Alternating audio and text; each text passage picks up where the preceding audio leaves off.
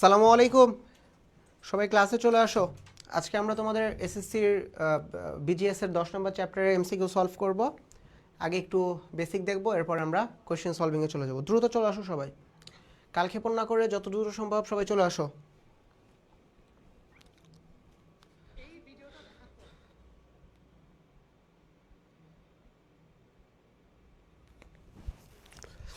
চলে আসো সবাই, হুড়মুড় করে চলে আসো। দেখি কমেন্ট করো, শুরু করো সবাই। ফ্রেন্ড সার্কেল যারা আছে সবাইকে মেনশন করে দাও, শুরু করে ফেলবো।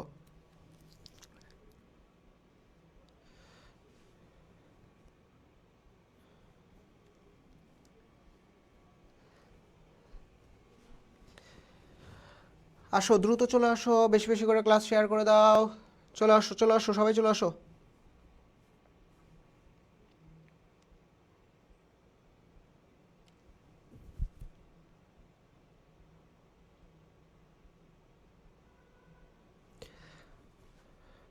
মেঘলা আকাশ, আসসালামু আলাইকুম ভাইয়া। ওয়ালাইকুম আসসালাম। আসো আসো, ফ্রেন্ড সার্কেল যারা আছে সবাই দ্রুত চলে আসো, ক্লাসে দ্রুত জয়েন হয়ে যাও।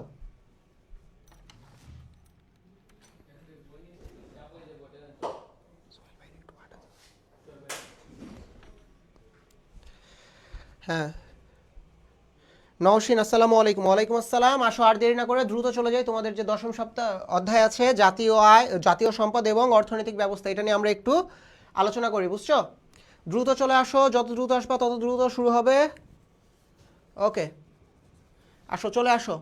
খুবই কনসাইজলি ক্লাস করব আমরা, একদম বেসিক জায়গাটা ধরবো, কোর কনসেপ্টটুকু বুঝবো। বোঝার পরে আমরা এমসিকিউ সলভিংয়ে চলে যাব, ঠিক আছে? যেন তোমরা ম্যাক্সিমাম আউটপুটটা পাও ক্লাস থেকে, সর্বোচ্চ যেন তোমাদের কাজে লাগে। এটা বাংলাদেশ ও বিশ্ব পরিচয়, বাংলাদেশ ও বিশ্ব পরিচয় ক্লাস হচ্ছে মিমাপু। বাংলাদেশ ও বিশ্ব পরিচয়।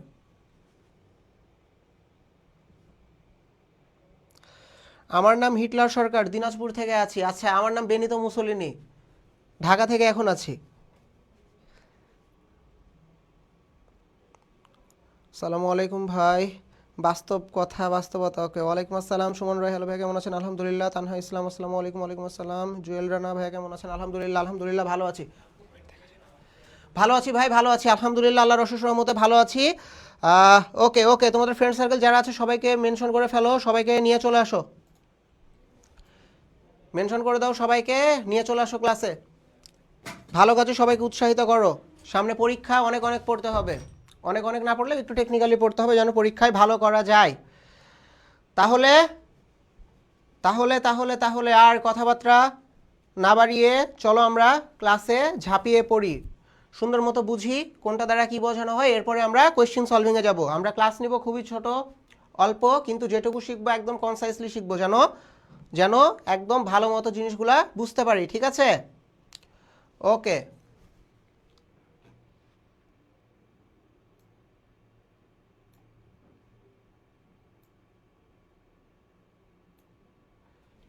ঠিক আছে, আসো শুরু করি। তাহলে জাতীয় সম্পদ এবং অর্থনৈতিক ব্যবস্থা। আমরা মোটামুটি তো বুঝি না সম্পদ কি জিনিস। সম্পদ জিনিস সম্পর্কে তো আমাদের আইডিয়া আছে নাকি? আচ্ছা, সম্পদ হচ্ছে এমন কিছু যেই জিনিসের আমাদের অভাব মোচনের সক্ষমতা আছে, সেটাকে আমরা বলি সম্পদ। যে জিনিসের অভাব মোচনের সক্ষমতা আছে সাধারণত আমরা সেটাকেই বলে থাকি সম্পদ। যেমন বিভিন্ন রকমের হইতে পারে, তোমার ধরো যে কোনো জিনিসের অভাব হইতে পারে, চাহিদা হইতে পারে। যে জিনিস ধরো তোমার এখন একটা গাড়ি দরকার, তোমার একটা গাড়ির চাহিদা, একটা গাড়ি যখন তোমার কাছে থাকবে এটা তোমার সম্পদ, কারণ ওই তোমার ওই গাড়ির চাহিদাটা গাড়িটা পূরণ করতেছে, ঠিক আছে? এরকম বিষয়, যেগুলো জিনিস আমাদের অভাব মোচনের সক্ষমতা রাখে সেটাকে আমরা বলি কি সম্পদ। এখন কি বলতেছে? জাতীয় সম্পদ, তাই না? জাতীয় সম্পদ ও অর্থনৈতিক ব্যবস্থা। তাইলে একটা দেশের যে সম্পদ হবে, যে একটা দেশের যে সম্পদ হবে সেটা হচ্ছে জাতীয় সম্পদ, এবং এর সাথে বিভিন্ন রকমের অর্থনৈতিক ব্যবস্থা কিন্তু জড়িত।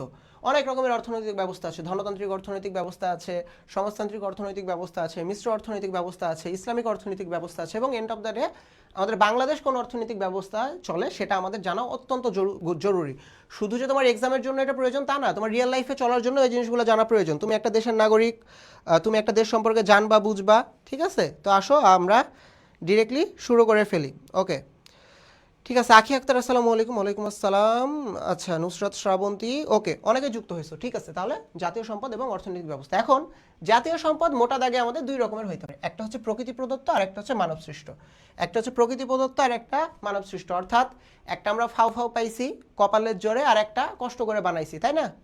একটা কপালের জোরে পাইছি ফাউ ফাউ আর একটা কষ্ট করে বানাইছি। তাহলে জাতীয় সম্পদ মূলত উৎস দুইটা, রিসোর্স দুইটা। সবাই কমেন্ট করো, জাতীয় সম্পদের উৎস কয়টা?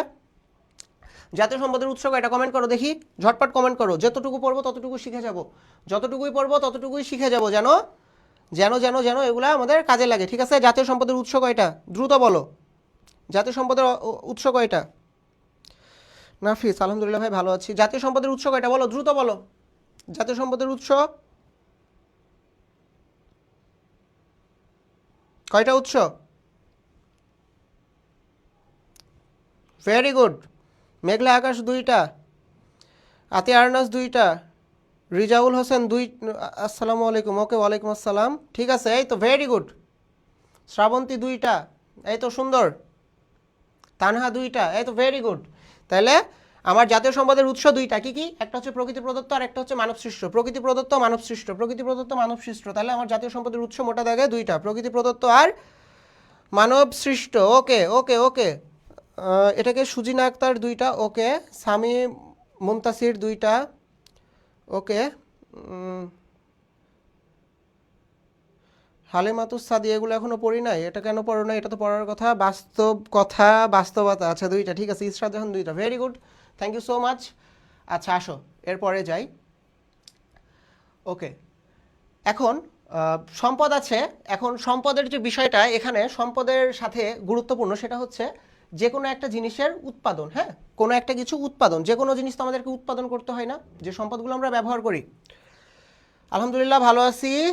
এখনই আসছি স্যার, কোন অধ্যায়? স্বপ্নবিলাস। আচ্ছা ভাইয়া, আমরা এখন তোমাদের বাংলাদেশের বিশ্ব পরিচয়ের 10ম অধ্যায় পড়তেছি, যেটা হচ্ছে আমাদের জাতীয় সম্পদ এবং অর্থনৈতিক ব্যবস্থা। জাতীয় সম্পদ এবং অর্থনৈতিক ব্যবস্থা। আচ্ছা ঠিক আছে, তাহলে এবার যে কোনো জিনিস তো আমাদেরকে উৎপাদন করতে হয়, তাই না? উৎপাদন না করলে তো ব্যবহার করতে পারবো না। যেমন ধরো তোমার গাড়ির উদাহরণ দিলাম, তোমার গাড়ি তোমার অভাব মোচন করতেছে, ঠিক আছে, বাট তোমার গাড়িকে উৎপাদন করতে হয়েছে না?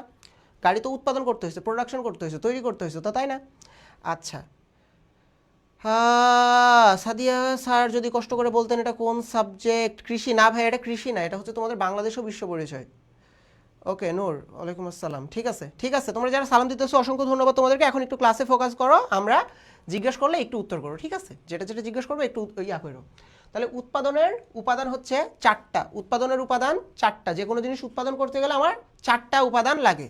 যে কোনো জিনিস উৎপাদন করতে আমার চারটা জিনিস প্রয়োজন হয়। কয়টা জিনিস প্রয়োজন হয়? উৎপাদনের উপাদান কয়টা? ঝটপট তোমরা বলতে থাকো, আমি এদিকে পড়াইতে থাকি এবং বুঝাইতে থাকি। উৎপাদনের উপাদান কয়টা বলো? উৎপাদনের উপাদান কয়টা? উৎপাদনের উপাদান একদম ওপেন কোশ্চেন। উৎপাদনের উপাদান কয়টা? Open question. উৎপাদনের উপাদান কয়টা? উৎপাদনের উপাদান চারটা। আমার উৎপাদনের উপাদান কয়টা ভাইয়া? কয়টা? হ্যাঁ, তোমরা কমেন্ট করতে থাকো। এই তো ভেরি গুড, ইশরাত জাহান চারটা, ভেরি গুড ভেরি গুড, এই তো চমৎকার, ও আসতেছে আসতেছে, বলো, বলে ফেলো, ঝটপট বলে ফেলো। নওসিন চারটা, শোভন চারটা, ভেরি গুড। মেঘলা আকাশ চারটা, ঠিক আছে ঠিক আছে, এই তো হইতেছে। ওকে ভেরি গুড, দেখবা কাজে লেগে গেছে এক্সাম হলে। শ্রাবন্তী চারটা, তানহা চারটা, আতিয়া আরনা চারটা, ভেরি গুড। কি কি?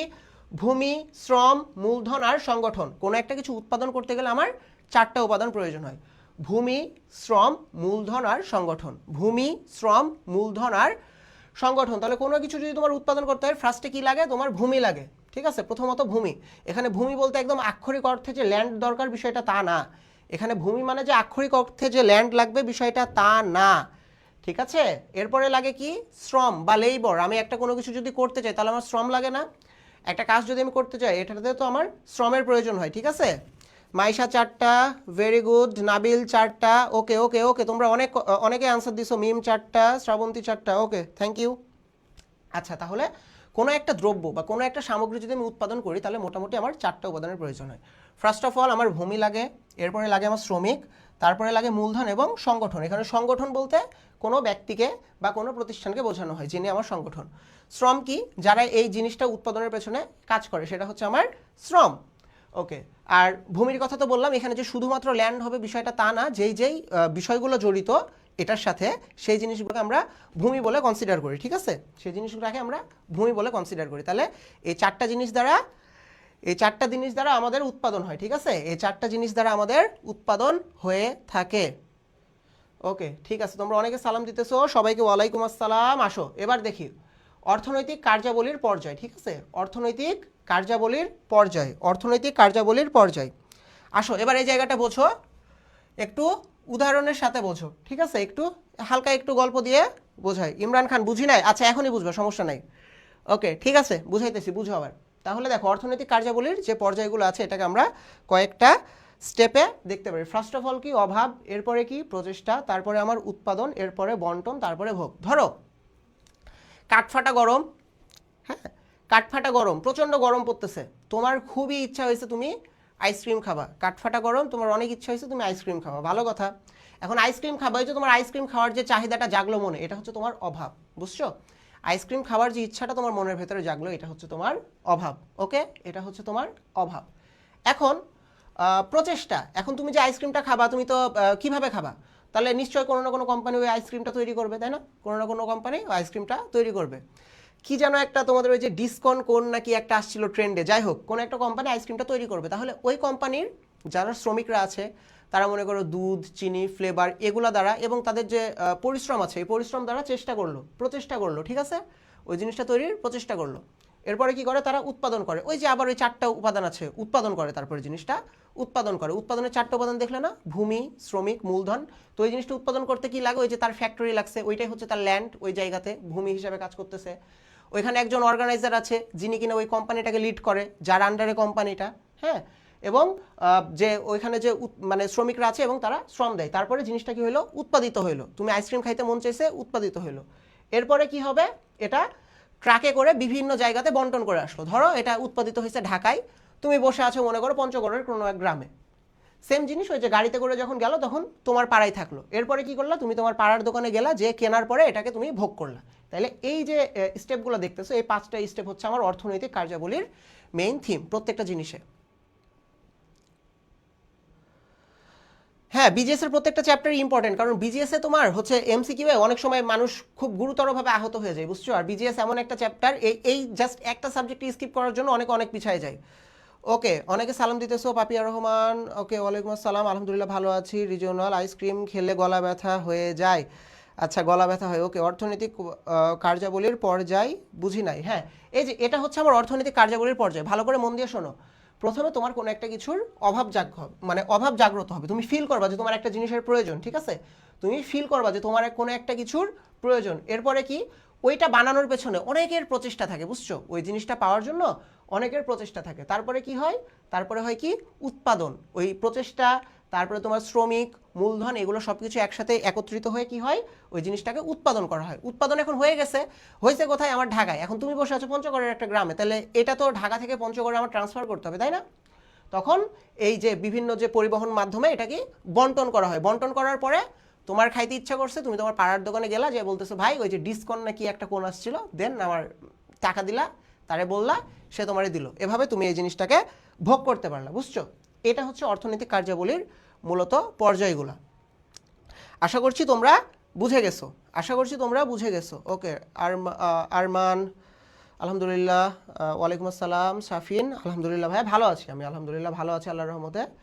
আচ্ছা, এবার বিভিন্ন রকমের অর্থনৈতিক ব্যবস্থা থাকে, বুঝছো? বিভিন্ন রকমের অর্থনৈতিক ব্যবস্থা থাকে। এই অর্থনৈতিক ব্যবস্থাগুলো সম্পর্কে একটু ডিটেইলে জানতে হবে, অ্যান্ড এটা জেনে আমরা এমসিকিউ সলভিংয়ে চলে যাব। এবার কিন্তু খুব খেয়াল করবা, অনেক মনোযোগ দিবা, ঠিক আছে? অনেক বেশি মনোযোগ দিবা এই জায়গাতে। এটা কিন্তু সবচেয়ে ইম্পর্টেন্ট। রিশাদ, বন্টন কি জানতে পারি? হ্যাঁ ভাই, অবশ্যই। বন্টন মানে ওই যে ডেলিভারি দিল বিভিন্ন এলাকায়, মানে তোমার হচ্ছে ঢাকা থেকে ধরো পঞ্চগড় পর্যন্ত গেল, এটাই হচ্ছে বন্টন, বিলিয়ে দেওয়া। আবু সাইদ ভাইয়া, বিজিএসে A+ পাইতে হলে কি করতে হবে একটু বলবেন প্লিজ ভাই? অবশ্যই বলবো, থাকো শেষ পর্যন্ত, আমি লাস্টে একদম বলবো নি কিভাবে তুমি বিজিএসে A+ এনশিওর করতে পারো। ওকে, নোট কি করব? হ্যাঁ করতে পারো স্বপ্ন, করতে পারো, সমস্যা নাই, করতে পারো। সুমন রায়, বুঝেছি, থ্যাংক ইউ সো মাচ। ওকে, ওকে, বন্টন কি? বন্টনই তো বললাম, তোমার ওই যে কোনো জিনিস উৎপাদন হওয়ার পরে বিভিন্ন জায়গায় যে আমি বিলিয়ে আসলাম, মানে বিতরণ যে করলাম, এটাই হচ্ছে আমার বন্টন। বিতরণ করাটাই হচ্ছে বন্টন। ওকে, ঠিক আছে, আসো এবার অর্থনৈতিক ব্যবস্থা সম্পর্কে বুঝি। ফার্স্ট অফ অল সবার আগে আসে কে? ধনতান্ত্রিক অর্থনৈতিক ব্যবস্থা। ধনতান্ত্রিক অর্থনৈতিক ব্যবস্থা, ঠিক আছে, এটাকে আমরা বলি ক্যাপিটালিজম। ধনতন্ত্র মানে ক্যাপিটালিজম, আর এটাকে বলতেছি ধনতান্ত্রিক অর্থনৈতিক ব্যবস্থা, ঠিক আছে, ধনতান্ত্রিক অর্থনৈতিক ব্যবস্থা। এই জিনিসটা খুব খেয়াল করবা। এটা হচ্ছে এমন একটা অর্থনৈতিক ব্যবস্থা যেখানকার কিছু বৈশিষ্ট্য আছে। একটু ফার্স্টে মনোযোগ দিয়ে শোনো, তারপর আমি তোমাদেরকে আস্তে আস্তে জিনিসগুলো বুঝাই দিতেছি। ফার্স্টে কি? ব্যক্তি মালিকানা। তার মানে তুমি যদি এই অর্থ ব্যবস্থায় কোনো কিছু যদি করতে চাও, তুমি ব্যক্তি মালিকানাই করতে পারবা। ধরো আমার 100 কোটি টাকা আছে, আমি একটা কোম্পানি দাঁড় করাই দিলাম, বুঝছো, কোনো সমস্যা নাই। 100 কোটি টাকা আছে, আমি কোম্পানি দাঁড় করাই দিলাম, কোনো সমস্যা নাই। এখানে কি থাকে ভাইয়া? ব্যক্তিগত মালিকানা। ফার্স্টে কি? উদ্যোগ গ্রহণের স্বাধীনতা, ঠিক আছে, উদ্যোগ গ্রহণের স্বাধীনতা। মনে করো আমি একটা কোম্পানি দেবো, মনে করো আমি কার বানাবো, কারের একটা কোম্পানি দেবো, দিয়ে দিতে পারবো, কোনো সমস্যা নেই। উদ্যোগ গ্রহণের স্বাধীনতা এবং ব্যক্তি মালিকানা, তার মানে আমি ব্যক্তি, আমি এখানে মালিক হইতে পারবো। এরপরে কি? এখানে ভোক্তার স্বাধীনতা, তার মানে তোমার যা খুশি তুমি কনজিউম করতে পারো, তোমাকে কেউ নিষেধ করবে না, ঠিক আছে। তোমার কাছে যদি টাকা থাকে, তাহলে তোমার যেটা খুশি তুমি সেটাই কিনতে পারবা, যেটা খুশি সেটাই কিনতে পারবা। এটাই হচ্ছে ভোক্তার স্বাধীনতা। তোমার যেই ব্র্যান্ডের পোশাক প্রয়োজন কিনতে পারবা, যেই ব্র্যান্ডের পারফিউম প্রয়োজন কিনতে পারবা, ডাজেন্ট ম্যাটার অ্যাট অল। এখানে ভোক্তার স্বাধীনতা থাকে। আর কি থাকে? সর্বাধিক মুনাফা অর্জন। সর্বাধিক মুনাফা অর্জন, সর্বাধিক মুনাফা অর্জন,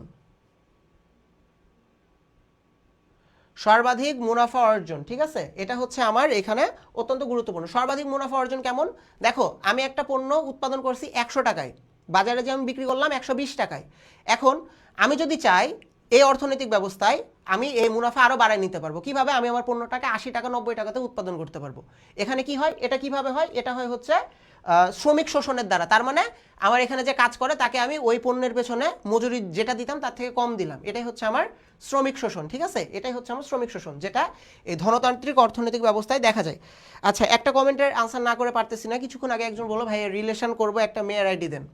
শোনো, গতদিনও বলছি মানুষের জীবনে ভদ্রতা নম্রতার একটা গুরুত্বপূর্ণ ভূমিকা আছে, বুঝছো। এখানে তুমি ক্লাস করতে আসছো এবং বাকি যারা আসছে তারা কিছু না কিছু বুঝতে এসেছে। এখন তোমার যদি মনে ক্লাস করার ইচ্ছা না থাকে, তুমি কিন্তু চলে যেতে পারো, কারণ কেউ তোমাকে এখানে ধরে বেঁধে রাখেনি। এবং তুমি যে কথাগুলো বলতেছো এই কথাগুলো আলটিমেটলি তুমি কোন পরিবার থেকে এসেছো, কোন পরিবেশে মানুষ হয়েছো, এই জিনিসটাকে কিন্তু প্রতিফলিত করে, বুঝছো।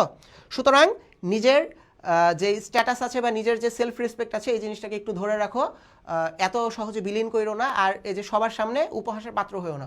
হয়তো তুমি ভাবতেছো তুমি একটা কমেন্ট করে তুমি অনেক বেশি কুল, তুমি অনেক বেশি সিগমা আলফা ডাজে, মানে অনেক তোমার হচ্ছে মনে করো কি বলবো এটারে, মানে নিজেকে ফ্লেক্স করতে পারতেছো, শো অফ করতে পারতেছো, but end of the day ভাই তুমি পিছায় থাকতেছো, নিজের অ্যাটেনশন ব্রেক করতেছো, বাকি সবার অ্যাটেনশন কিন্তু ব্রেক করতেছো। এই জন্য তোমার কিন্তু আর কিছু বলার নাই, আরও অনেক ভাষা আছে প্রয়োগ করার মতো, আমি আর করলাম না, কটু কথা লাগবে।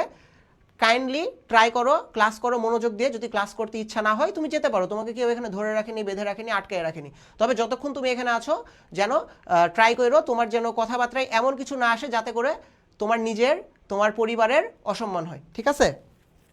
আচ্ছা, তো যেটা বলতেছিলাম, আমার ধনতান্ত্রিক অর্থনৈতিক ব্যবস্থা, এখানে কি থাকে ভাই? এখানে ব্যক্তি মালিকানা থাকে। তার মানে তোমার টাকা আছে, তুমি কোম্পানি দিতে পারো। ভোক্তার স্বাধীনতা, ভোক্তারও টাকা আছে, ভোক্তা যা খুশি নিতে পারে। ও যদি মনে করে আমি বাংলাদেশি ব্র্যান্ডের কোনো কিছু কিনবো না, বাইরের ব্র্যান্ডের কিনবো, কেউ একে আটকাবে না, ঠিক আছে। এখানে যেমন ফুটপাতে কাপড় চোপড় পাওয়া যায়, ওই তোমার শোরুমের ভেতরেও কাপড় চোপড় পাওয়া যায়, বাইরের দেশেরও পাওয়া যায়, তাই না? তুমি দেখা যাচ্ছে একটা শার্ট নর্মালি বাজারে গেলে এবার 500 টাকাতে কিনতে পারতা, তোমার কাছে অনেক টাকা। এখন তুমি গেলা মার্কেটে, গেলে তোমার পছন্দ মতো একটা শার্ট 15,000 দিয়ে কিনলা, কেউ কিন্তু তোমাকে মানা করবে না। এটা এখানে কি? ভোক্তার স্বাধীনতা। এরপরে কি? সর্বাধিক মুনাফা। যে কোম্পানিগুলো, যে ফার্মগুলো আছে, এরা কি করে? সর্বোচ্চ মুনাফা এখানে অর্জন করে, ঠিক আছে, সর্বোচ্চ মুনাফা এখানে অর্জন করে। এবং এই মুনাফাটা অর্জন এর যেটা প্রধান, মানে যেভাবে প্রধানত করে থাকে সেটা হচ্ছে শ্রমিক শোষণ। তার মানে তোমার শ্রমিকের বেতন, ধরো যে পরিমাণ কাজ করো তার বেতন হয়তো 15,000 হওয়ার কথা, তুমি তার বেতন দিতেছো 7,000, 6,000 বা আরও কম, ঠিক আছে। সো এটা হয় কি? শ্রমিক শোষণের মাধ্যমে। তারপরে কি?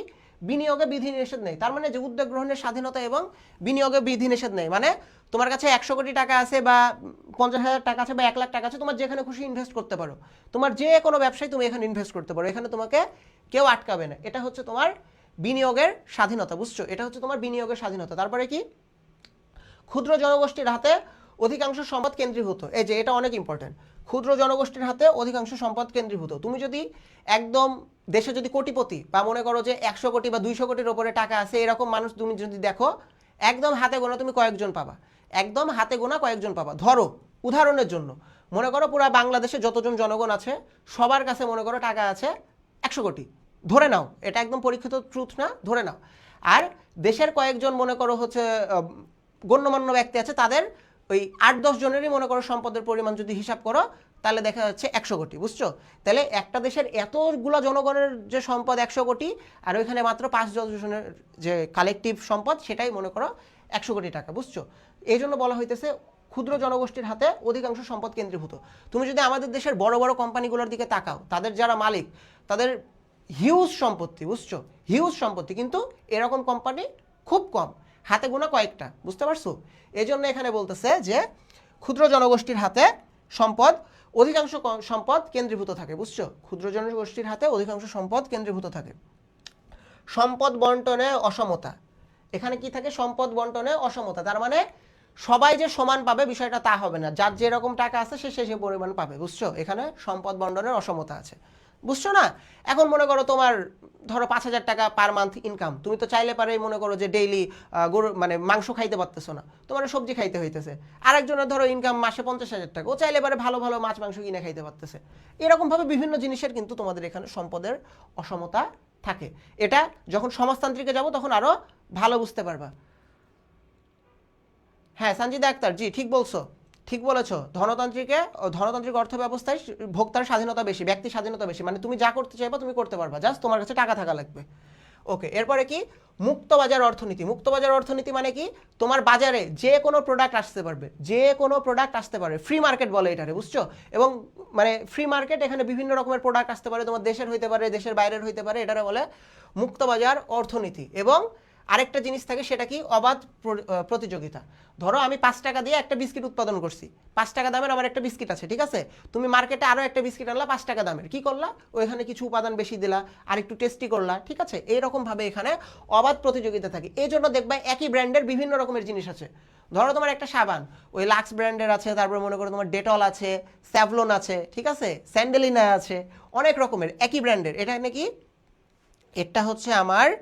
এটা হচ্ছে আমার মুক্তবাজার অর্থনীতির বিষয়, ঠিক আছে?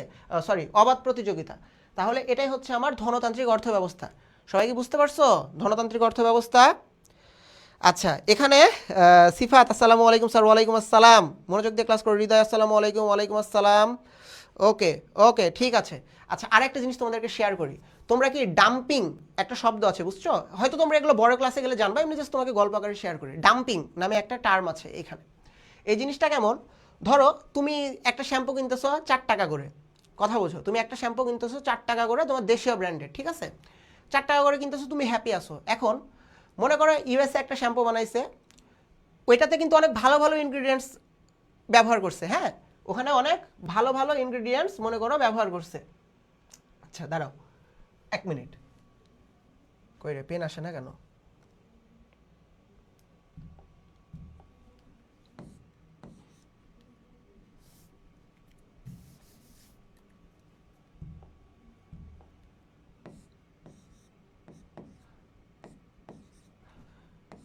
ধরো বাংলাদেশের একটা শ্যাম্পুর দাম 4 টাকা, আমাদের দেশের মানুষ এটা তোমার মনে করে ব্যবহার করে সন্তুষ্ট, ঠিক আছে? আমাদের দেশের মানুষ এটা ব্যবহার করে সন্তুষ্ট। এবার ইউএসএ, সবাই তো চেনো ট্রাম্প সাহেবকে। ট্রাম্প সাহেব কি করলেন? ট্রাম্প সাহেব চিন্তা করলেন আমি বাংলাদেশে বিজনেস করব, তো ওই জন্য উনিও শ্যাম্পু বানাইলেন, বাট ওনার শ্যাম্পুর কিন্তু কোয়ালিটিও ভালো। ও কি করবে তখন জানো? ওর ভালো শ্যাম্পু, ওর হয়তো যেটা বিক্রি করার কথা ছিল 5 টাকা করে, 5 টাকা করে বিক্রি করার কথা ছিল, বাট ও কি করতেছে? ও আসে 3 টাকা করে বিক্রি করতেছে, ঠিক আছে? ইউএসএ ধরো একই শ্যাম্পু বিক্রি করতেছে কয় টাকা করে? 3 টাকা করে। এখন যদি 3 টাকায় মানুষ ভালো জিনিস পায়, তাহলে কি আর কেউ 4 টাকার জিনিস কিনবে?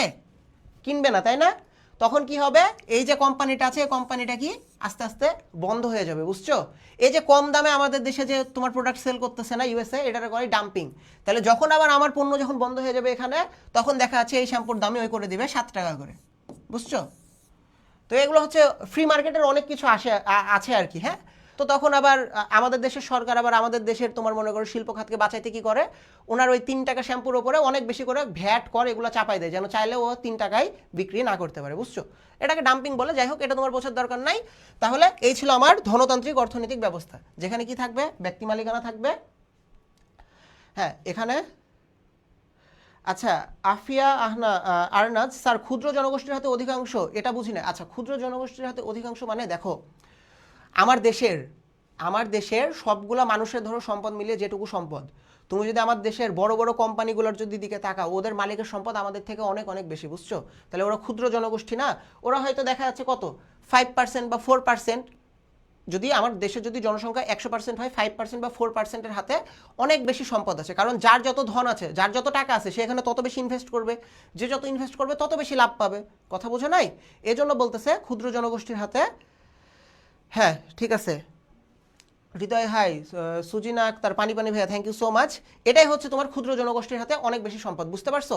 ধরো তোমার কাছে আছে 50,000 টাকা, তুমি যদি 50,000 টাকা ইনভেস্ট করো, তুমি ধরো 500 টাকা লাভ পাও। এখন যার হাতে 5 কোটি টাকা, ও 5 কোটি টাকা যদি ইনভেস্ট করে, তাহলে মনে করো 50,000 বা 5 লাখ টাকা লাভ পাইতেছে, তাহলে ওখান থেকে ও আরও সম্পদ করবে না? এজন্য বলতেছে যার যত মানে ক্ষুদ্র জনগোষ্ঠীর হাতে সম্পদ সবচেয়ে বেশি। তুমি আমাদের দেশের বড় বড় কোম্পানিগুলোর দিকে তাকাও, কোম্পানির যারা ওনার আছে, ওদের যেই পরিমাণ সম্পদ ওটা অনেক বেশি, কিন্তু এই ধরনের মানুষ খুবই কম, 1%, 2%, 3%, 4%, এর বেশি যাবে না, বুঝছো? ওকে ঠিক আছে, ওকে ঠিক আছে, ওকে ঠিক আছে। এটা হচ্ছে আমার ধনতান্ত্রিক অর্থনৈতিক ব্যবস্থা। এবার তুমি আরো ভালো বুঝতে পারবে এটা সমাজতান্ত্রিক অর্থনৈতিক ব্যবস্থায় আসলে। আচ্ছা, এখানে কি হয়? সকল সম্পদ রাষ্ট্রীয় মালিকানাধীন। তার মানে এখানে যেই পণ্যগুলো উৎপাদিত হবে, যেই সেবাগুলো উৎপাদিত হবে, সেটা কি হবে? সেটা হবে হচ্ছে আমার সরকার সবকিছুকে মনিটরিং করবে, ঠিক আছে? এর পাশাপাশি কি থাকবে? ব্যক্তি মালিকানা থাকবে না। তোমার কাছে 100 কোটি টাকা আছে, তুমি চাইলে ইনভেস্ট করতে পারবে না, এখানে ব্যক্তি মালিকানা থাকবে না। ওকে, ভোক্তার স্বাধীনতার অভাব, তুমি চাইলে যে কোনো কিছুই ব্যবহার করতে পারবে না। সরকার তোমাকে যেগুলো ফিক্সড করে দিবে বা যেগুলো তোমার উৎপাদিত হবে, তুমি জাস্ট সেই দ্রব্যগুলাই বা সেই সেবাগুলাই পাবা। হ্যাঁ, ভোক্তার স্বাধীনতা থাকবে না। মানে ধনতান্ত্রিকে যা দেখছো, সমাজতান্ত্রিক পুরোপুরি উল্টা। ধনতান্ত্রিক যা দেখছো, সমাজতান্ত্রিক একবারে উল্টা। আফিয়া আরনাজ, বুঝেছি sir, thank you so much. Anika Tabassum, বুঝেছি, okay okay, thank you so much. তোমরা বোঝার জন্যই তো বুঝাইতে ভালো লাগে। আমি কেমন বুঝাইতে পারি জানি না, কিন্তু তোমরা খুব ভালো বোঝো, তোমাদের বোঝার স্কিল অনেক ভালো।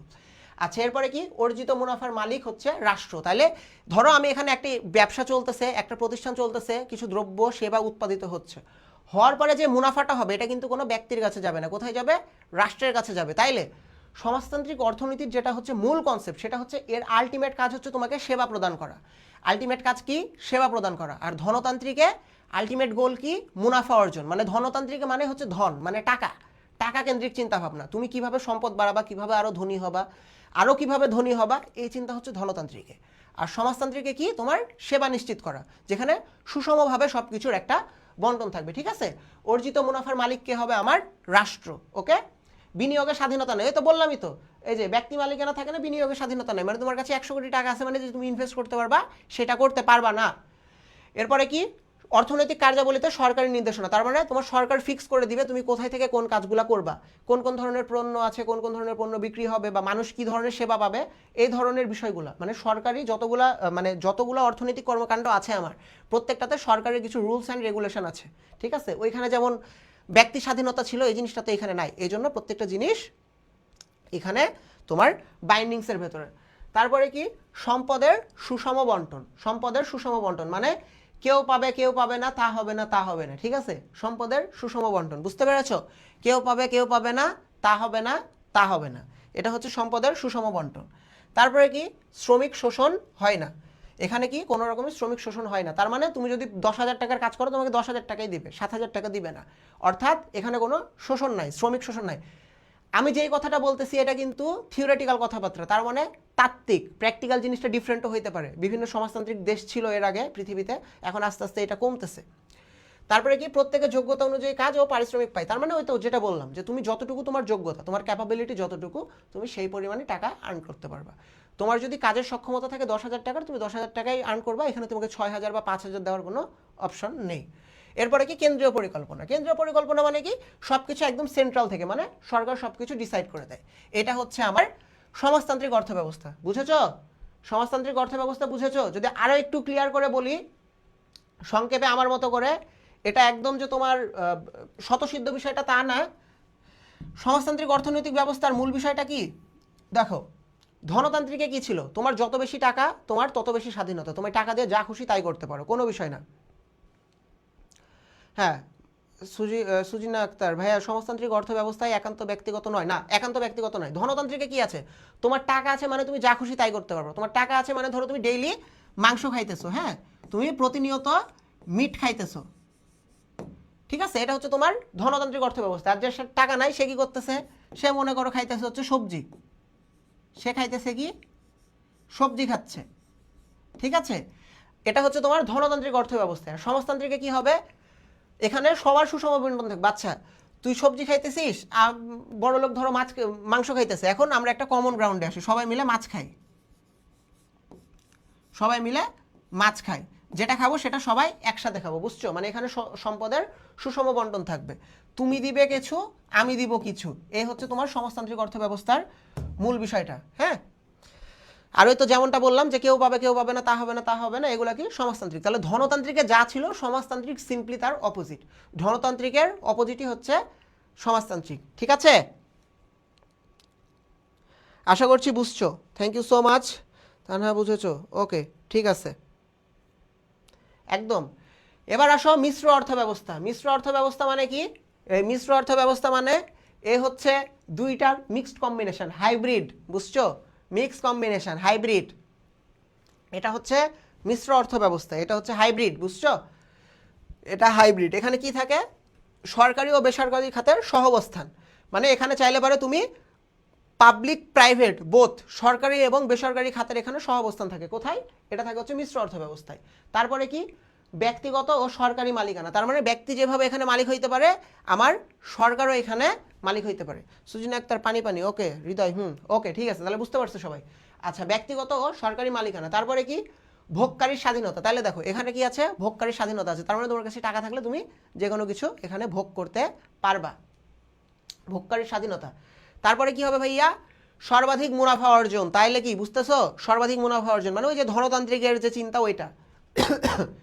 বিনিয়োগে বিধিনিষেধ নেই, এটাও ধনতান্ত্রিকের সাথে মিলে যায়। জনগণের সর্বাধিক কল্যাণ নিশ্চিত করা যায় না, মানে এন্ড অফ দ্য ডে এই মিশ্র অর্থ ব্যবস্থা যেটা আছে এটা কাইন্ড অফ ধনতান্ত্রিক অর্থ ব্যবস্থা, শুধু একটু নামটা মেকআপ করে দিছে, বুঝছো? নামের ওপরে একটু প্রলেপ লাগাই দিছে মিশ্র, নামের ওপরে প্রলেপ লাগাই দিছে মিশ্র, নামের উপরে প্রলেপ লাগাই দিছে মিশ্র, বুঝতে পারছো? একই জিনিস আসলে, ওই ঘুরিয়ে ফিরিয়ে মেকআপ করে একই জিনিসই দেখাচ্ছে। হ্যাঁ, একই জিনিসই দেখাচ্ছে। জনগণের সর্বাধিক কল্যাণ নিশ্চিত করা যায় না। সম্পদের আংশিক সুষম বন্টন, মানে এক্স্যাক্ট না, একটু সীমিত আকারে সুষম বন্টন। ঠিক আছে, শ্রমিক শোষণ, তাহলে শ্রমিক শোষণ এখানেও আছে। আংশিক সরকারের নিয়ন্ত্রণ, মানে সরকার একটু একটু দেখে, মানে কুসুম কুসুম নিয়ন্ত্রণ করে, বুঝছো? কুসুম কুসুম নিয়ন্ত্রণ করে, মানে বিষয়টা হচ্ছে এরকম যে ধরো ওই যে বিভিন্ন টাইমে ক্লাসে আসে না, কিছু কিছু টিচার থাকে না অনেক ভালো। ফাহিম অনেক সুন্দর ক্লাস হইতেছে, থ্যাংক ইউ সো মাচ, তোমরা সুন্দর করে করতেছো, আমার এখানে কোনো ক্রেডিট নেই। দেখো কিছু কিছু টিচার থাকে না ক্লাসে, ওই তোরা দেখ কিন্তু কথা বলিস না, দেখ কিন্তু কথা বলিস না, পরীক্ষার খাতায় দেখো কিন্তু কথা বললো না। ঠিক আছে, ওই যে আংশিক সরকারের নিয়ন্ত্রণ, মানে টিচার আছে, হ্যাঁ তোমাকে দুর্নীতিও করতে দিতেছে, ভাইয়া তুমি করো কিন্তু সাবধানে, বুঝছো? চুরি করো কিন্তু আমার যেন চোখে না পড়ে। এটা হচ্ছে আংশিক সরকারি নিয়ন্ত্রণ। অবাধ প্রতিযোগিতা, এটা হচ্ছে আমার মিশ্র অর্থ ব্যবস্থা। তাইলে ওই ঘুরিয়ে ফিরিয়ে ধনতান্ত্রিকেরই এটা মেকআপ মারা একটা রূপ, এটা হচ্ছে মিশ্র অর্থ ব্যবস্থা। ঠিক আছে, বুঝতে পেরেছো? ব্যক্তিগত সরকারি মালিকানা থাকে, ভোগকারীর স্বাধীনতা থাকে, সর্বাধিক মুনাফা অর্জন থাকে, বিনিয়োগে বিধিনিষেধ নেই, সরকার ও জনগণের সর্বাধিক কল্যাণ নিশ্চিত করা যায় না, সম্পদের আংশিক সুষম বন্টন, মানে একটু একটু সুষম বন্টন, তারপরে শ্রমিক শোষণ, আংশিক সরকারের নিয়ন্ত্রণ, অবাধ প্রতিযোগিতা। বুঝেছো? বুঝেছো নাকি বলে ফেলো তো ভাইয়ার, বুঝছো বলাটা কি সুন্দর। আচ্ছা, শুয়ে শুয়ে ক্লাস করলে কোনো ক্ষতি হবে না তো ভাইয়া? না, ক্লাস সুন্দর কি ক্ষতি হবে, তুমি যেভাবে বুঝো আর কি। থ্যাঙ্কস ভাই এত সুন্দর ক্লাসের জন্য, ওয়েলকাম ভাই। তোমাদের তোমাদের থ্যাঙ্কসটা তোমাদের প্রাপ্তি, তোমরা সুন্দর করে মনোযোগ দিয়ে ক্লাস করতেছো। আবু সায়েদ ফ্রি ফ্রি এত সুন্দর ক্লাস পাওয়া যায় জানতাম না, থ্যাঙ্কস ভাই, ওয়েলকাম ভাই। এটা তোমাদের ক্রেডিট ভাই, আমার কোনো ক্রেডিট নেই, তোমরা বুঝতেছো জন্য আমি বুঝাইতে পারতেছি, তোমরা যদি না বুঝতা তাহলে তো আমার ধরো বোঝানো সম্ভব হইতো না। ওকে, এটা হচ্ছে আমার মিশ্র অর্থ ব্যবস্থা, বুঝতে পেরেছো? এটা হচ্ছে আমার মিশ্র অর্থ ব্যবস্থা, মানে তোরা দেখ কিন্তু কথা বলিস না, দেখ কিন্তু কথা বলিস না, এটা হচ্ছে আমার মিশ্র অর্থ ব্যবস্থা। এরপরে চলে আসেন ইসলামিক অর্থ ব্যবস্থা। সরি, আলহামদুলিল্লাহ ইসলামিক। ঠিক আছে, ওই যে একটা ফানি মিম ছিল না, কি what do you think about this Islamic terrorist attack? আলহামদুলিল্লাহ ইসলামিক, বুঝছো? এখন চলে আসলো ইসলামী অর্থ ব্যবস্থা। এবার কি ইসলামী অর্থ ব্যবস্থা, দেখো নাম থেকেই বুঝতে পারতেছো এখানে ধর্মীয় বিষয়টা ওতপ্রোতভাবে জড়িত, তার মানে কোরআন সুন্নাহ ইত্যাদি এবং শরিয়া আইন অনুযায়ী এই ব্যবস্থাটা রান করা হয়। এটা কি ইসলামী অর্থ ব্যবস্থা। এখানে কি থাকে, উদ্যোগ গ্রহণের স্বাধীনতা থাকে। হ্যাঁ ঠিক আছে, তুমি উদ্যোগ গ্রহণ করতে পারবা। ব্যক্তি মালিকানা থাকে, ঠিক আছে, ব্যক্তি মালিকানাও পাবা, কিন্তু সুদমুক্ত আমানত ও ঋণ গ্রহণ। এখানে কি থাকে ভাইয়া, সুদমুক্ত আমানত ও ঋণ গ্রহণ। দেখো আল্লাহ তাআলা কিন্তু ব্যবসাকে হালাল করেছে, কিন্তু সুদ খাওয়াকে কিন্তু করেছেন হারাম, বুঝছো? তাহলে এখানে কি সুদমুক্ত আমানত ও ঋণ গ্রহণ, তার মানে এখানে কোনো ইন্টারেস্ট থাকতে পারবে না, সুদ থাকতে পারবে না। হালাল দ্রব্য ও সেবা উৎপাদন, মানে তুমি চাইলে এবারে হারাম কোনো কিছু আছে এই জিনিসটা কিন্তু তুমি উৎপাদন করতে পারবে না। তোমার যে দ্রব্যগুলো হবে সেটা যেন হালাল হয়, এবং তুমি যে সেবাগুলো মানুষকে দিতেছো এই জিনিসটাও যেন হালাল হয়। এটা হচ্ছে আমার ইসলামিক অর্থনৈতিক ব্যবস্থা। এখন এক্সাম্পলের জন্য বলি, এখানে চাইলেও তুমি ধরো বেয়ার প্রডিউস করতে পারবা না বা মদ টদ তৈরি করতে পারবা না, কারণ যেগুলো হারাম আছে বা যেগুলোর উপরে বিধিনিষেধ আছে সেখানে এখানে তোমাকে মেনে চলতে হবে। সম্পদের সুষম বন্টন, দেখো ব্যক্তি মালিকানা থাকা সত্ত্বেও এখানে কি হবে ভাইয়া, সম্পদের সুষম বন্টন হবে, সম্পদের সুষম বন্টন হবে। হ্যাঁ ঠিক বলছো, মানে মিশ্র অর্থ ব্যবস্থা হচ্ছে তোমার সমাজতান্ত্রিক আর ধনতন্ত্রের একদম মিক্সড কম্বিনেশন। ওকে ঠিক আছে, এরপরে কি সম্পদের সুষম বন্টন। এখানে সম্পদের সুষম বন্টন থাকে শরিয়া ভিত্তিক অর্থনৈতিক কার্যাবলী। তাহলে অর্থনৈতিক যে কার্যাবলী আছে এখানে শরিয়াত যে বিধানগুলো আছে সেই বিধানগুলো এখানে তোমার ইমপ্লিমেন্টেড হবে। জাকাত প্রদান বাধ্যতামূলক, এই জিনিসটা তোমাকে আমি বলতেছি একটু পরে, 1 মিনিট পরে বলতেছি। শোষণহীন উৎপাদন ব্যবস্থা, তার মানে এখানে কোনো শোষণ থাকবে না। তুমি চাইলে পারে তোমার শ্রমিককে শোষণ করতে পারবা না, তার ক্যাপাবিলিটির বাইরে যে তাকে খাটাই নিতে পারবা না, বা তাকে যে পরিমাণ পরিশ্রম করাবা সেই পরিমাণ তাকে তোমার অর্থ প্রদান করতে হবে। ভিত্তি কোরআন ও হাদিস, যেমনটা বললাম সুদ লেনদেন হারাম ও নিষিদ্ধ, সুদ গ্রহণ লেনদেন হারাম। দেখো জাকাত প্রদান বাধ্যতামূলক। আচ্ছা আল্লাহ তাআলা কিন্তু বারবার করে বলেছেন সালাত আদায় করতে, সালাত কায়েম করতে এবং জাকাত আদায় করতে, বুঝছো? সালাত কায়েম বলতে যে জিনিসটা তোমার নিজের ইচ্ছায় হবে। আর জাকাত কেন আদায় করতে বলছে, আদায় করার ভেতরে তোমার একটা বাধ্যবাধকতা থাকে, বুঝছো? একটু প্রেশার দিয়ে নিয়ে আসতে হয়, ঠিক আছে, একটু প্রেশার দিয়ে নিয়ে আসতে হয়, বুঝছো? এই জন্য এই জিনিসটা বলেছে। মানুষের তো টাকা থাকলে সে দিতে চায় না সহজে, এই জন্য যাদের সম্পদ আছে তাদের থেকে এটা আদায় করতে হয়। এখন জাকাত নিলে কি হবে, জাকাত নিলে তোমার যারা দরিদ্র শ্রেণীর মানুষজন আছে তারাও কিন্তু একই সাথে এগিয়ে যেতে পারবে, বুঝছো? একই সাথে এগিয়ে যেতে পারবে, এবং এটার তো একটা হিসাব আছে, তোমার নির্দিষ্ট একটা অ্যামাউন্টের সম্পদ হলে তুমি সেটা জাকাত প্রদান করবা। জাকাত প্রদানের মাধ্যমে কি হবে, তোমার যারা পিছিয়ে পড়া জনগোষ্ঠী আছে তারাও কিন্তু তোমার সাথে এগিয়ে যেতে পারবে এবং একসাথে তোমার দেশ এগিয়ে যাবে। এবং এটা কিন্তু চমৎকার একটা সিস্টেম জাকাত প্রদান করা, ঠিক আছে? কারণ আল্লাহ তাআলা বলেন যার যত সম্পদ, যার সম্পদ যত বেশি তার হিসাবও কিন্তু তত বেশি, এবং ধনীদের সম্পদে কিন্তু গরিবের হক আছে, ধনীদের সম্পদে গরিবের হক আছে, বুঝছো? এটা হচ্ছে এটা হচ্ছে এটা হচ্ছে এটাই হচ্ছে সে ইসলামিক অর্থ ব্যবস্থা। আশা করছি এখানে তোমাদেরকে বোঝানোর কিছু নাই, ইসলামিক অর্থ ব্যবস্থা তোমরা খুব ভালো মতোই গ্র্যাব করতে পারতেছো, ঠিক আছে? পিডিএফ চাই ভাইয়া, আচ্ছা ঠিক আছে, ঠিক আছে, সমস্যা নাই, সমস্যা নাই। তোমরা এখন একটু ক্লাসে ফোকাস করো, এগুলো নিয়ে আমরা আলোচনা করব, ক্লাসে ফোকাস করো, ক্লাসে ফোকাস করো। তাইলে সবই বুঝলাম, এবার আসো একটু বাংলাদেশ সম্পর্কে জানি। বাংলাদেশের অর্থ ব্যবস্থা হচ্ছে তোমার খচ্চর অর্থ ব্যবস্থা, বুঝছো? খচ্চর চিনো তোমরা, খচ্চর? না সে গাধা না সে ঘোড়া, সে হচ্ছে খচ্চর, ঠিক আছে? বাংলাদেশের অর্থনৈতিক ব্যবস্থা হচ্ছে আমার খচ্চর অর্থনৈতিক ব্যবস্থা। না গাধা না ঘোড়া, না গাধা না ঘোড়া, এটাই হচ্ছে আমার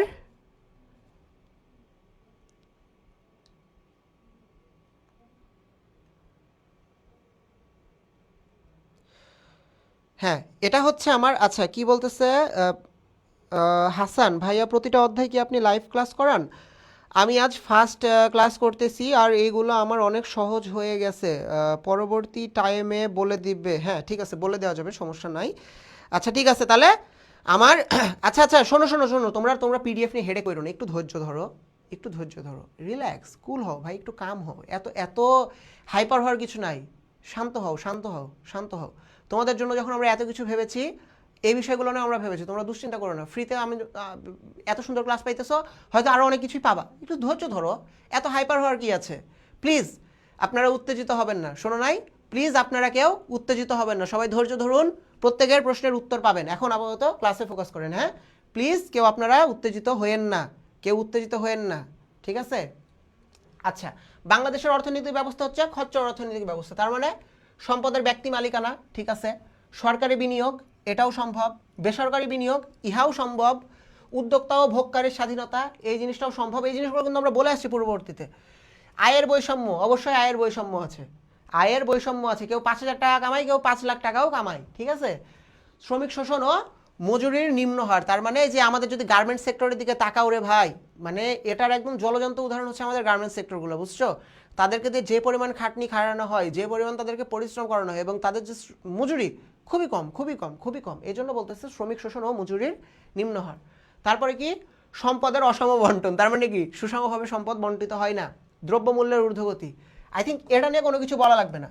দ্রব্যমূল্যের ঊর্ধ্বগতি নিয়ে তোমাদেরকে কিছু বলা লাগবে বলে মনে হয় না। যেমন আমি 21-22 সালের দিকে কিশমিশ খাইতাম 30 টাকা শ, এখন কিশমিশের দাম হচ্ছে তোমার 80 টাকা শ, বুঝছো? 80 টাকা শ, মানে 30 টাকা যদি শ হয় কেজি কত, 300 টাকা। এখন 80 টাকা যদি শ হয় কেজি 800 টাকা, মাত্র কয়েক বছরের ব্যবধানে, বুঝছো?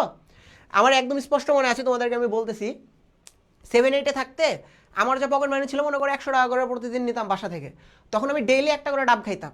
40 টাকা 50 টাকায় বড় বড় ডাব পাওয়া যেত, এখন একটা ডাবের দামই 130 টাকা 40 টাকা, বুঝতে পারছো? এটা বলতেছে দ্রব্যমূল্যের ঊর্ধ্বগতি। আমি খাইতে পছন্দ করি তো পার্সোনালি, তো আমি যেগুলো খাইতাম সেই প্রত্যেকটা জিনিসের দাম অনেক বেশি বেড়ে গেছে, এই জন্য আমি পার্সোনালি খুবই ব্যথিত। আচ্ছা, বিজিএসে কিভাবে ভালো করা যায় অবশ্যই অবশ্যই তোমরা জানতে পারবো। জানতে হলে চোখ রাখো আমাদের আই স্কুলের পর্দায় এবং শেষ পর্যন্ত থেকে যাও, আমরা তোমাদেরকে জানিয়ে দেবো কিভাবে বিজিএসে ভালো করা যায়। সবার আগে একটাই কথা, পড়াশোনা করতে হবে এবং তারপরে যা করতে হবে সেটা বলতেছি। আসো দ্রুত চলে আসো, টাইম শেষ হয়ে যাইতেছে। সো এটা হচ্ছে আমার বাংলাদেশের অর্থনৈতিক ব্যবস্থার বৈশিষ্ট্য, একটু ভালো করে চোখ বুলায় নাও, এরপর আমরা চলে যাবো এমসিকিউ সলভিংয়ে। সম্পদের ব্যক্তি মালিকানা থাকবে, বেসরকারি বিনিয়োগ, আয়ের বৈষম্য, শ্রমিক শোষণ ও মজুরির নিম্ন হার, বললাম তো এই বিষয়টা। আয়ের সম্পদের অসম বন্টন মানে সবাই কিন্তু সমানভাবে পাবে না। দ্রব্যমূল্যের ঊর্ধ্বগতি, উদ্যোক্তা ও ভোক্তার স্বাধীনতা এবং সরকারি বিনিয়োগ। দেখো প্রত্যেকটা জিনিসেরই কিন্তু অসম বন্টন। দেখো বাংলাদেশে কি আছে, সরকারি মেডিকেল আছে, প্রাইভেট ক্লিনিকও আছে, সরকারি মেডিকেল প্রাইভেট ক্লিনিকও আছে। এখন প্রাইভেট ক্লিনিকে কি যে কেউ চাইলে কি ওখানে সেবা নিতে যেতে পারবে? অসম্ভব, পারবে না, বুঝছো? এই জন্য বলতেছি যে এখানে আমাদের সম্পদের অসম বন্টন আছে, আয়েরও বৈশিষ্ট্য আছে। আসো চলে যাই আমরা এমসিকিউ সলভিং এ।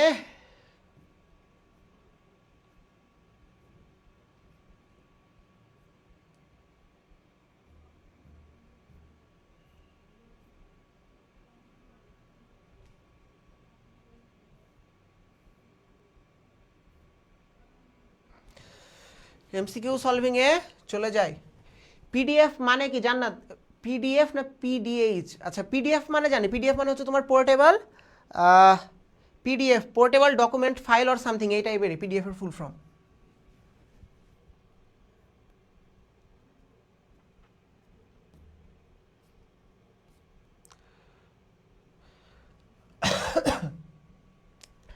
আচ্ছা তার আগে কিছু কথা বলে দিই। হ্যাঁ, সম্পদ আবার কয়েকটা ভাগে বিভক্ত, একটা হচ্ছে ব্যক্তিগত, এবার আবার একটু শোনো। আচ্ছা এবার আরেকটু শোনো। হ্যাঁ, সম্পদ কিন্তু কয়েকটা ভাগে বিভক্ত, একটা হচ্ছে ব্যক্তিগত, একটা একান্ত ব্যক্তিগত, একটা হচ্ছে তোমার সামষ্টিক, তারপর হচ্ছে জাতীয় আর আন্তর্জাতিক। খুব সংক্ষেপে ব্যক্তিগত মানে কি, যে জিনিসটা তোমার, ঠিক আছে, তোমার বাড়িঘর হইতে পারে, ফোন হইতে পারে, গাড়ি হইতে পারে, তোমার ব্যক্তিগত। কিন্তু এখন দেখো ব্যক্তিগত জিনিস কি, তোমার ঘর বাড়ি, তোমার ঘর বাড়ির ভেতরে তোমার বাবা মাও থাকতে পারে, তাই না? বা তোমার রিলেটিভস, তোমার ওয়াইফ, তোমার বাচ্চা কাছেও থাকতে পারে, এটা তোমার ব্যক্তিগত, কিন্তু অন্যরাও একটু একটু ব্যবহার করতে পারে, এটা হচ্ছে ব্যক্তিগত। খুব সহজে শোনো সংক্ষেপে।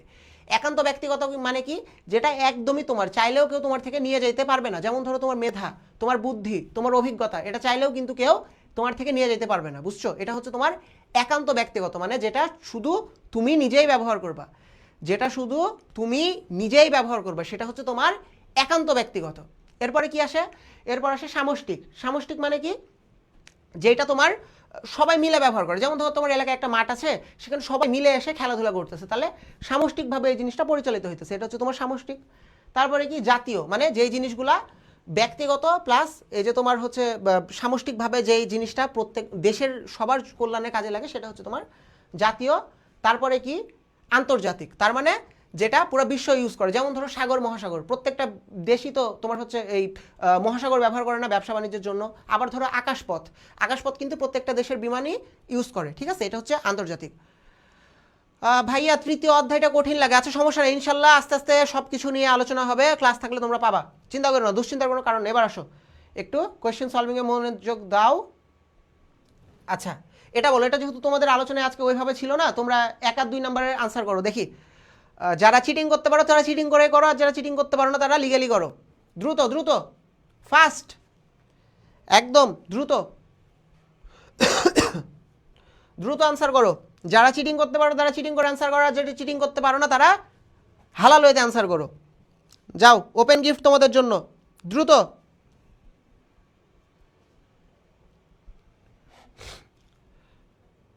বলে ফেলো, ঝটপট বলে ফেলো, ঝটপট বলে ফেলো।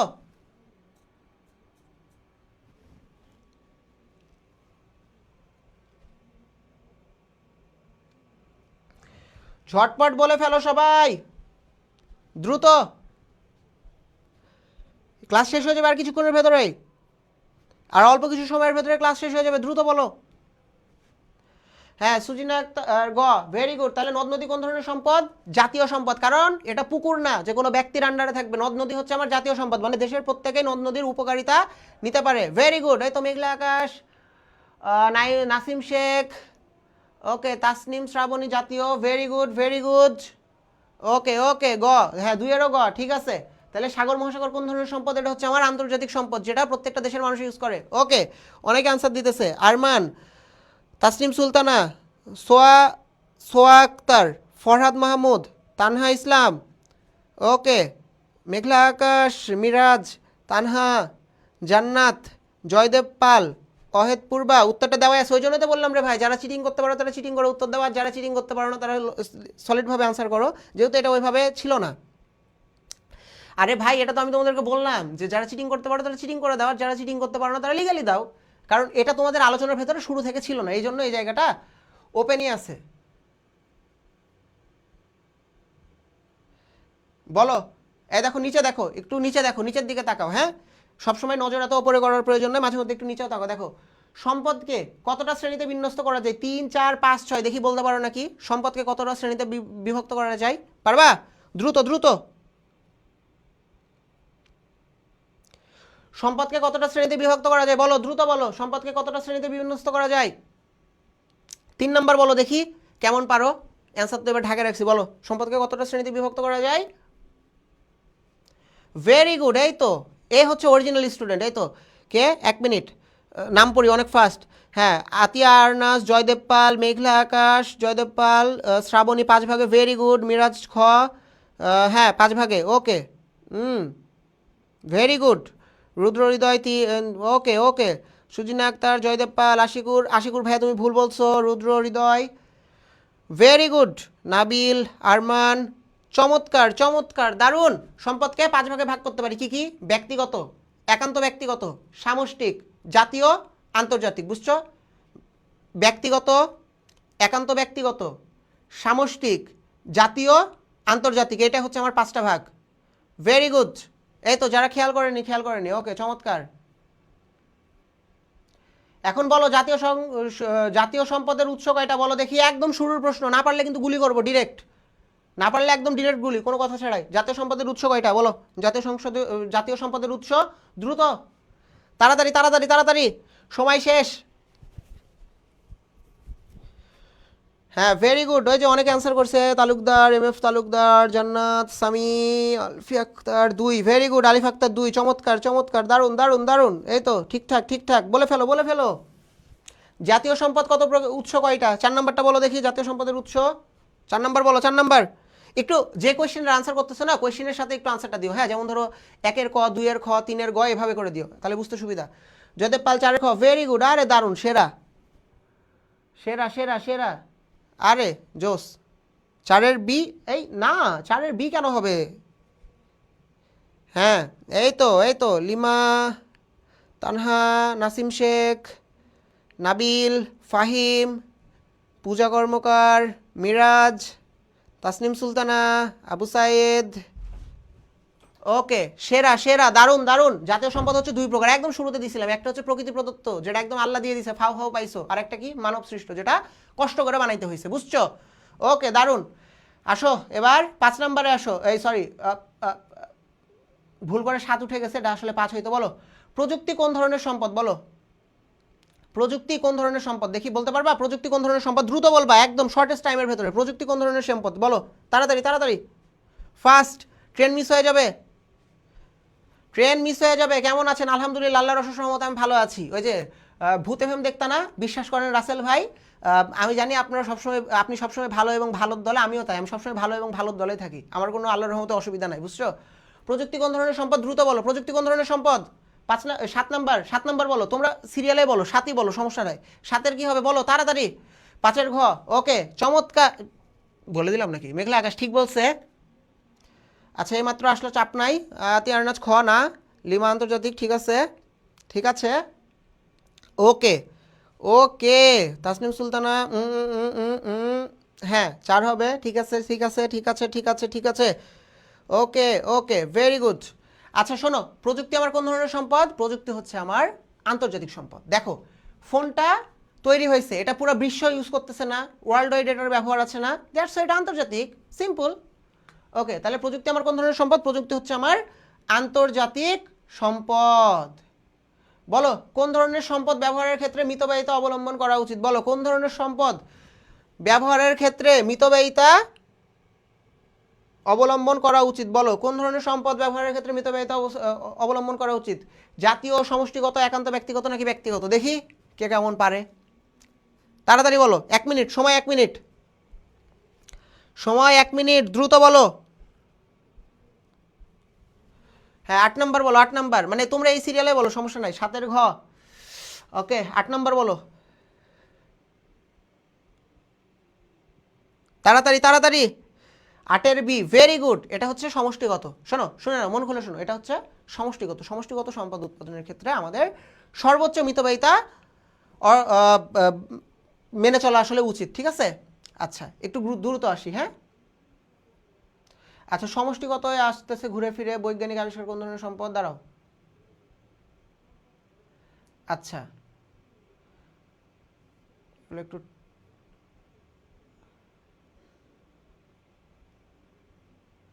হ্যাঁ এবার বলো 10 নম্বর বলো, মোট উৎপাদিত সম্পদ থেকে প্রাপ্ত অর্থ কয়টি উপাদানের মধ্যে ভাগ হয়ে যায়? মোট উৎপাদিত সম্পদ থেকে প্রাপ্ত অর্থ কয়টি উপাদানের মধ্যে ভাগ হয়ে যায়? একদম শুরুতে ছিল দেখো উৎপাদনের উপাদান, মনে করো উৎপাদনের উপাদান, তাড়াতাড়ি দিয়ে বলে ফেলো 10 নম্বরটা, তাড়াতাড়ি বলে ফেলো, বলে ফেললেই শেষ হয়ে যাবে, বলে ফেললেই শেষ হয়ে যাবে, বলে ফেললেই শেষ হয়ে যাবে। বলো মোট উৎপাদিত সম্পদ থেকে প্রাপ্ত অর্থ কয়টি উপাদানের মধ্যে ভাগ হয়ে যায়? তাড়াতাড়ি বলো, বলে ফেললেই শেষ হয়ে যাবে, বলে ফেললেই শেষ হয়ে যাবে। তোমরা এই নাম্বারেই বলো 10-এর। লিমা আরে সেরা, আরনাজ গ, ওকে জোস জোস। এই তানহা আপু ভুল বলে ফেললা। সুমাইয়া ঘ, এ, সুজিনা খ, ঠিক আছে। আনিকা তাবাসসুম, ওকে ঠিক আছে। তানহা ইসলাম, ঠিক আছে। হৃদয় তোমারও ঠিক আছে ভাইয়া। নাসিম শেখ তোমারও ঠিক আছে। ওকে তাসনিম শ্রাবণী, হ্যাঁ তোমারও ঠিক আছে। মিতব্যয়িতা মানে হচ্ছে যেটা একটু বুঝে শুনে খরচ করতে, মানে অল্প অল্প খরচ, বুঝছো। তোমার কাছে 100 টাকা আছে, মানে 100 টাকা খরচ করে দিলে, এটা মিতব্যয়িতা না। তোমার মিতব্যয়িতা কি? তোমার যতটুকু প্রয়োজন তুমি ততটুকুই খরচ করবে, এটা হচ্ছে তোমার মিতব্যয়িতা, বুঝছো। তোমার এখন ক্ষুধা লাগছে, 1 প্লেট ভাত খেলে তোমার ক্ষুধা নিবারণ হয়ে যাবে। এখন তুমি 1 প্লেট ভাত নিছো, সাথে মনে করো নিছো 14 আইটেমের সবজি নিয়ে তুমি নষ্ট করলা, এটাও মিতব্যয়িতা না, ঠিক আছে। ওকে গ, চমৎকার। তাহলে মোট উৎপাদিত সম্পদ থেকে প্রাপ্ত অর্থ 4টা উপাদানের ভিতরে ভাগ হয়, যে ভূমি, মূলধন, শ্রমিক আর আমার অর্গানাইজেশন, বুঝছো, মানে সংগঠন। এই 4টা উপাদানের ভিতরে আমার ভাগ হয়ে যায়। 11 নম্বর আসো, উৎপাদনের উপাদান কতটি? ওই সেম 11 নম্বরও যা 10 নম্বরও যা, উৎপাদনের উপাদান আমার 4টা, এটা শিখাইছি, বাচ্চা বাচ্চা জানে, ঠিক আছে।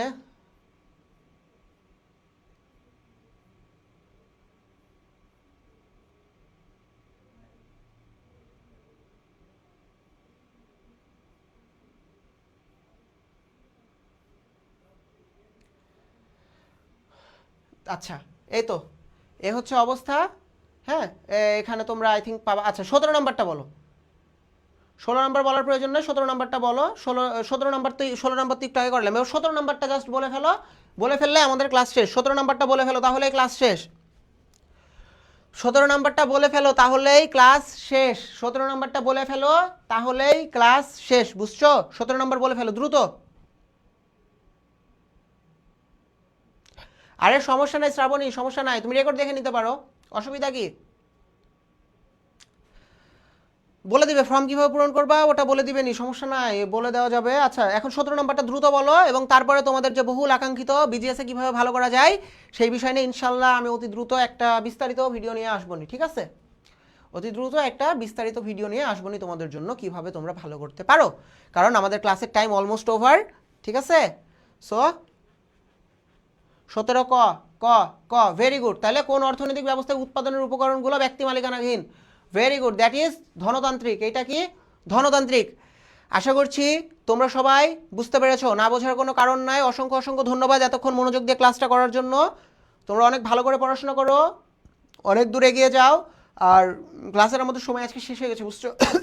তোমাদের বিজিএসে কীভাবে ভালো করা যায় ইনশাল্লাহ অতি দ্রুত আমি একটা ভিডিওর মাধ্যমে তোমাদেরকে এটা বলে দেবনি। এই জন্য আমাদের আই স্কুলের পেজে নজর রাখো, আই স্কুলের পেজে চোখ রাখো, ঠিক আছে? ওকে, তাহলে সবাই ভালো থাকো, সুস্থ থাকো, পড়াশোনার সাথেই থাকো।